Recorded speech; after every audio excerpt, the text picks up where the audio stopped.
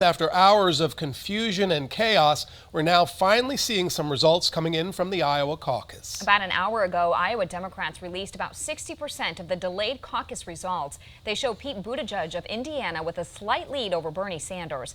Elizabeth Warren, Joe Biden, and Amy Klobuchar round out the top five. Before these results were released, the state's Democratic Party chair said they're doing everything to ensure the results are accurate. Let me be clear. My number one priority has been on ensuring the accuracy and integrity of the results. And we have been working all night to be in the best position to report results. Price says they don't have a set timeline of when the remaining results will be released. The near day-long delay was sparked by technical problems. Now, political experts say the delay with Iowa's results is not only impacting the candidates, but also Wisconsin voters. Capitol Bureau Chief Emily Fannin explains how. Emily? With Iowa being the first in the nation to record votes, voters in Wisconsin and across the U.S. pay close attention to see who might come out on top. But without the full results, some voters are having a hard time narrowing their candidate of choice. Iowa results typically set the stage for which candidates can perform well and others that don't. Poll expert Charles Franklin says with a crowded Democratic field, a majority of Wisconsin voters now don't know if the candidate they support will still be in the race leading up to Wisconsin's primary this April.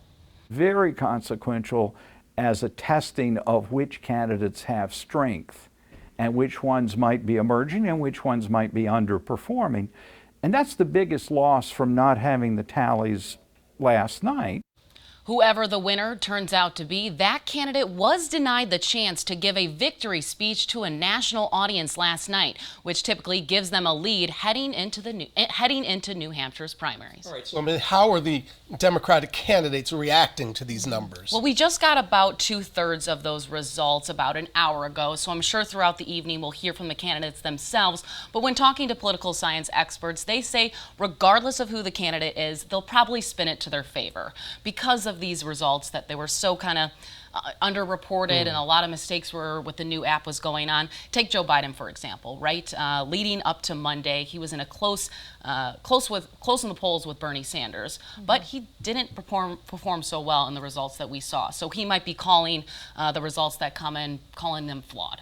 So we can see candidates trying to spin them in their favor and then see what happens in New Hampshire. So should we be worried about election integrity here in Wisconsin? I wouldn't think so because we have a much different system than Iowa. You know, we take our ballots, we go to the ballot box and vote in private.